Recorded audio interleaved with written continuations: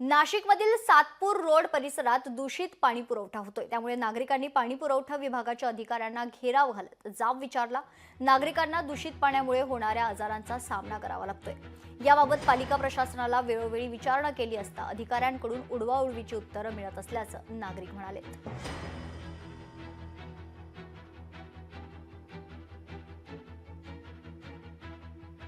2 दिवसापासून आमच्या इथं खूप घाण गढूळ पाणी, चॉकलेटी, अक्षरशः तेलकट आणि त्याच्यात घाण वास। आम्ही आमच्या नगरसेवकाला सारखे फोन करत होतो। तो म्हणे तिथूनच प्रॉब्लेम आहे, तिथूनच तुरटी फिरवली नाही, काही नाही। पण ह्या लोकांच्या हलगर्जीपणामुळे हे आमच्यावर सगळं, आमचे लेकरं इतके आजारी, उलट्या जुलाबांनी, आम्हाला दवाखान्यांमध्ये हजार रुपये खर्च। यांना काम करायचे नाही तर यांनी नोकऱ्या सोडून द्याव्या। मला इतका त्रास झाला, मला उलट्या जुलाब पोटांचा इतका त्रास झाला माहितीये का।